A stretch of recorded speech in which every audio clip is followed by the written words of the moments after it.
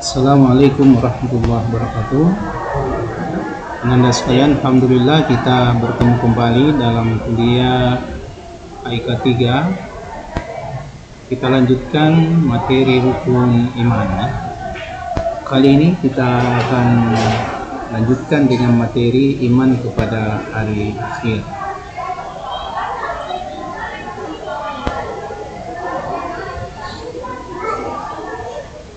Pengertian dari iman kepada hari akhir adalah kita meyakini bahwa ada akhir kehidupan seluruh manusia, terutama makhluk hidup di dunia, di mana secara keseluruhan kehidupan akan berakhir. Dan ini menjadi jembatan menuju kehidupan di akhirat yang kekal abadi.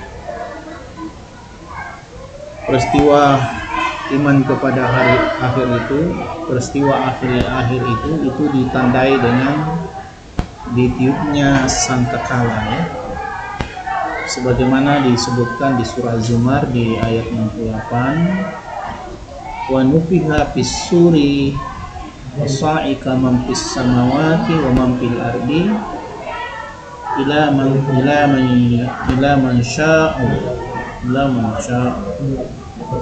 summa nufiha fihi ukhra fa idahum qiyamun yanzurun. Dan ditiuplah sangkakala, maka matilah siapa yang di langit dan di bumi, kecuali siapa yang dikehendaki oleh Allah. Kemudian ditiuplah sangkakala itu sekali lagi, maka tiba-tiba mereka berdiri dan menunggu putusannya. Jadi ketika terjadi hari akhir yang biasa dikenal dengan nama hari kiamat, peristiwa diawali dengan ditiupnya sangkakala oleh malaikat, lalu seluruh manusia, seluruh makhluk yang bernyawa mati, kecuali yang dikehendaki oleh Allah Subhanahu wa Ta'ala. Setelah semua makhluk mati, lalu ditiup sangkakala yang kedua, maka makhluk yang tadinya mati tiba-tiba mereka berdiri, kemudian menunggu putusan masing-masing. Mereka kemudian dikumpulkan di suatu tempat yang dikenal dengan nama Badan Mahsyar.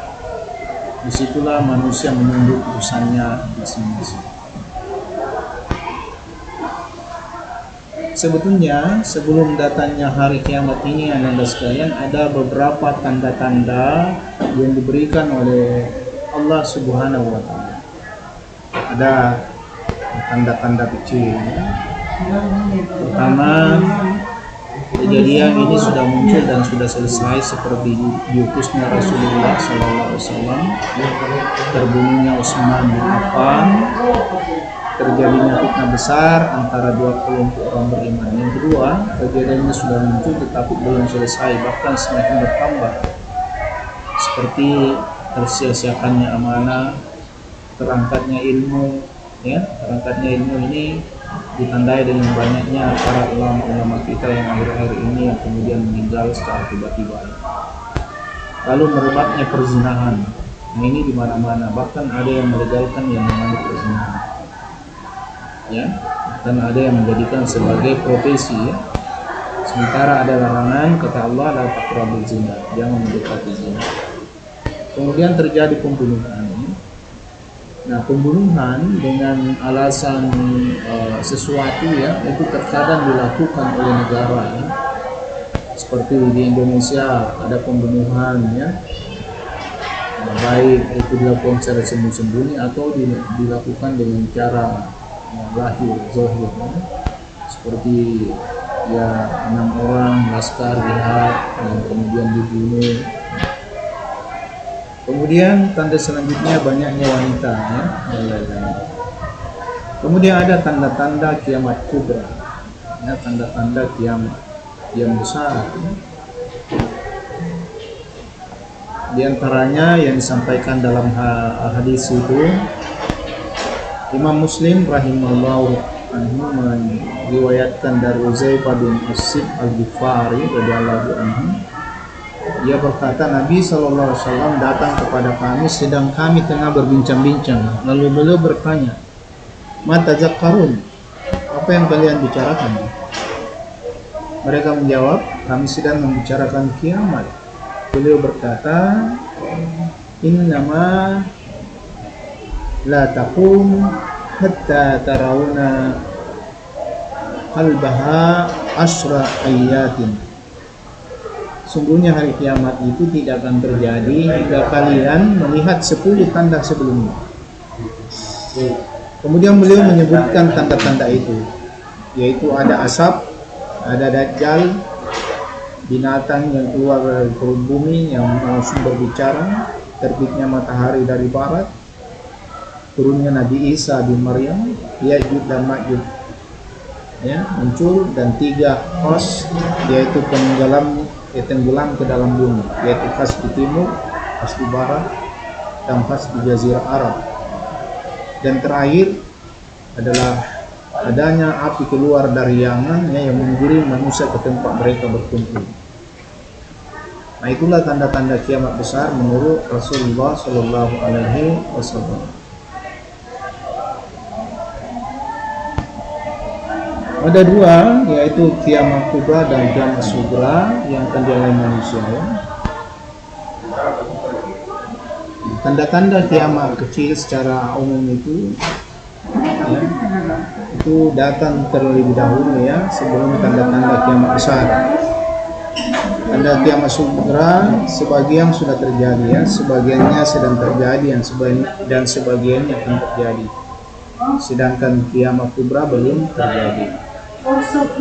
Tanda-tanda kiamat kecil bersifat biasa dan tanda-tanda kiamat besar bersifat luar biasa. Tanda kiamat sugra berupa peringatan agar manusia sadar dan bertaubat. Sedangkan kiamat kubra jika sudah datang maka tertutup semua pintu taubat. Tanda kiamat kubra jika muncul satu tanda maka akan diikuti oleh tanda-tanda yang lain. Yang pertama muncul adalah terbitnya matahari dari barat. Ada beberapa peristiwa hari kiamat misalnya bumi bergetar segetar-getarnya, iza zulzila fil ardu zilzalaha, wa kharajatil ardu asqalaha, bumi mengeluarkan isinya.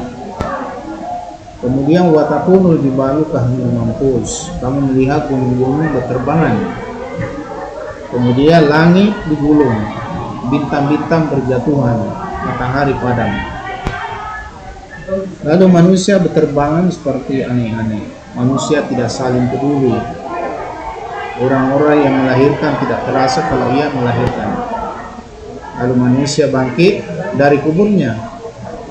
Manusia dikumpulkan di padang mahsyar. Manusia kemudian dihisab amalnya, kemudian manusia ditempatkan di surga atau neraka.